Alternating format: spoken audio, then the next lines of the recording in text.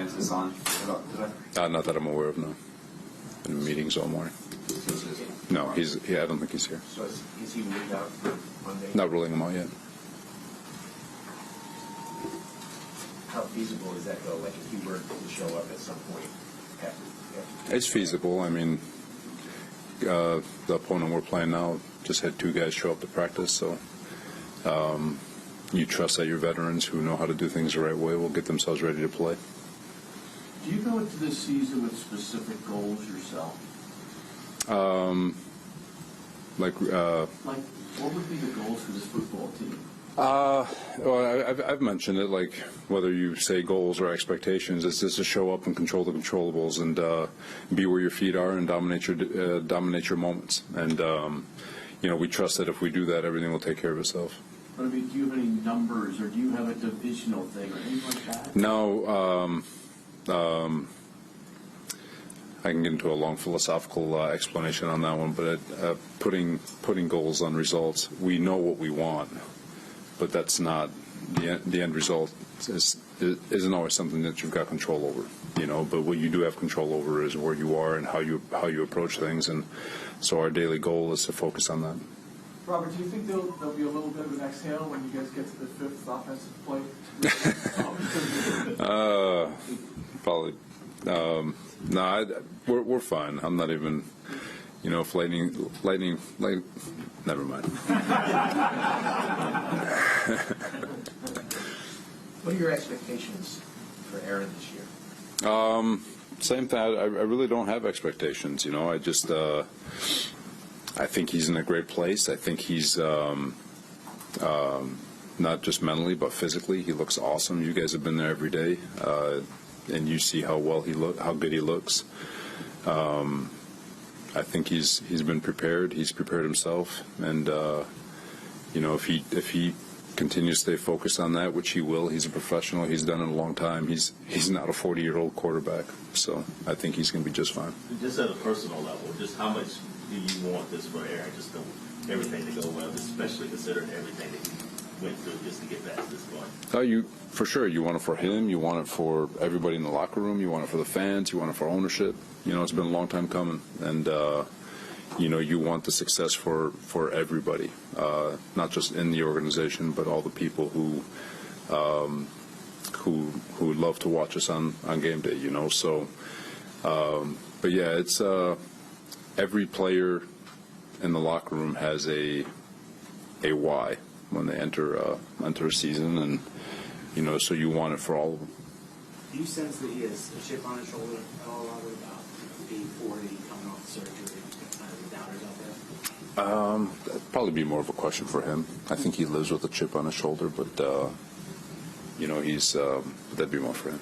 Do you remember the last time we played in San Francisco against you in 2021? Do you remember that game? The COVID game? Yeah. That game didn't count. I remember the championship game, though. You say, we see it, but what has he done for this one? Look, I've said it before. He's an unbelievable teammate. The guys in the locker room love him. They look up to him. They seek advice from him. I noticed it the other day and shot him a text. I think it's fascinating the way he interacts with the D-line. So just the way he interacts with everybody. So he's the ultimate teammate, and so I think just his leadership and has been invaluable to the organization. Robert, you said the question about the chip. We should ask Aaron that. But how ready are you to sort of get onto the field in a game that matters, where people can see the quarterback that you see behind the field, behind the scenes, and also see this team that you've been coaching all offseason? I'll speak for everyone in the organization. I think we're all ready after the first week of training camp. You just this football season. Sure, we got games tonight, which is exciting. So it's you always want to get to the games and get to the meat and potatoes. Training camp is fun, but after a couple of weeks it expires. So I think I'll speak for everyone that we're all looking forward to it. How much are you looking forward to going back to San Francisco, or are you trying to approach this as just another game? No, it'll be fun, but it's just another game. I've been in that stadium before, so. Robert, now that it is time for football, what do you feel like you have to prove personally? I don't know. It just. I don't know. I'll chew on that one. There's no chip? For me? No. Have you been going over the receipts? One day. One day. How do you feel about your offensive line right now, and Tyron in particular? I think they've looked good all camp. We've gone against some really good D lines, and with Carolina's D line, Washington's got a really good interior. The Giants have a really good front four, really good front four, and I felt like our O-line did a really nice job against all three of them, and they've been getting a lot of work together, a lot of work with the added reps that we've had throughout camp. But it's I'm excited about. I am excited about them. Is bullish the right word? I always get confused between the Bulls and the Bears, but either way, it's going to be fun to watch them get even better as the year progresses. Is the plan for Mike Williams, is that predicated at all on how he feels when the game starts and going throughout a game, or are you saying snap limit, one snap limit? Like, how are you? Yeah, he could be ready for 60 plays, and we're still going to be very smart with how we use him. It was no different than Brees. Brees was ready to roll, but we wanted to make sure that we were forward-thinking with regards to the long haul, and he's going to have plenty of impact in this game. But at the same time, we're just going to make sure we're going to be smart with him because our eyes are on the entire season, not just week one. What are the challenges, Robert, of game planning week one? It's always a challenge because there's new wrinkles. I'm sure they've got wrinkles. We've got wrinkles. They've got new people they've added to the staff. We've got new people that we've added to the staff that I'll bring, and everybody brings wrinkles. So you're going to get a lot of unscouted looks, and you do your best to try to survive those plays. And from our perspective, offensively, you do your best to try to make sure you hit on those unscouted looks. And but it's week one's always a little bit goofy. Even though you're not calling plays directly against Shanahan, you know him so well, and vice versa. So how does that? What kind of challenges does that chess game present you? I guess you don't want to overthink it. You're trying to expect surprises from him. But how do you approach that? I'm sorry, Rich. I'm going to keep my thoughts to myself on that one. Well, I saw a quote from Fiddle, and he said he feels like they're going against their defense. That they faced the training camp. I mean, your roots there are still there. Do you feel that when you look at their defense, that it's still similar to yours? From a style of play standpoint, they still get after it. You still see Bosa. I know Hargrave, he wasn't there, but he's adopted it. Obviously, Fred, their back end. There's a lot of new faces, but the style of play, the tenacity, the overall core philosophy of the defense obviously is still there, and they've done a great job. Kyle's done a great job, and D'Amico, and going all the way through. So, obviously there's been some wrinkles and there's some changes here and there, but as far as the philosophy is concerned, those guys still play with their hair on fire and they play with a style. Do you take pride in that, Robert? Because that was your defense, and now it's been carried through. This is the third generation. I don't know about pride. I do think it is cold. It's a lot of those guys who were just pups when we got there.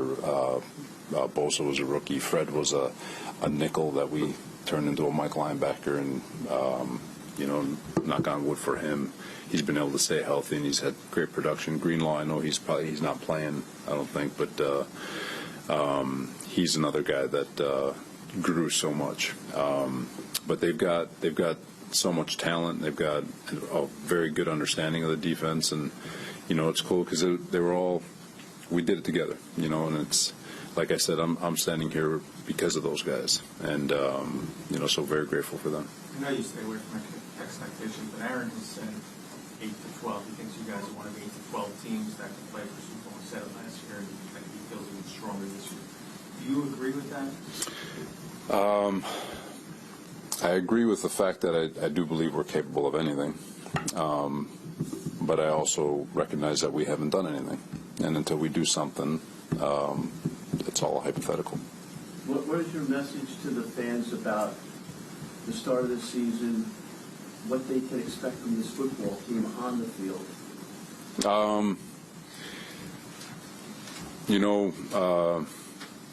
They could expect us to play our tails off, I can tell you that much. There's one thing that I feel like we've always done is we've always strapped up and we fought from whistle to whistle, from start to finish, and that's not going to change.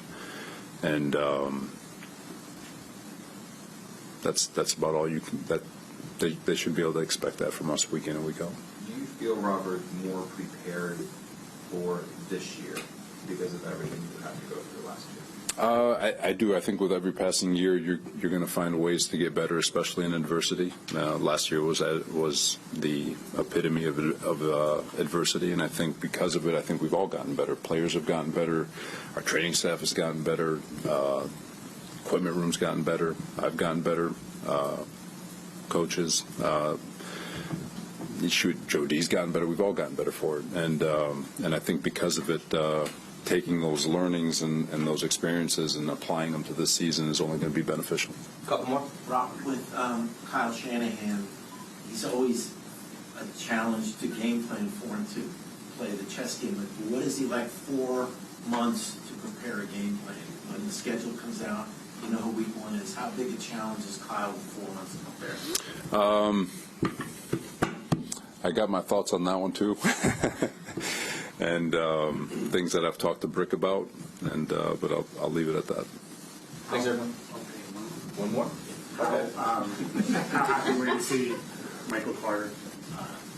Oh heck yeah, man! He's that's credit to him. 5th round draft pick. You don't expect much. It's a day 3 guy, and he's not the first, and he's not going to be the last one. There's a lot of guys who have earned it, and he's one of them. He's been an anchor in that back end, elite communicator, elite problem solver, elite player, man, zone, run defender. He does it all, and to be able to reward our own is awesome. And like I said, he's not the last one.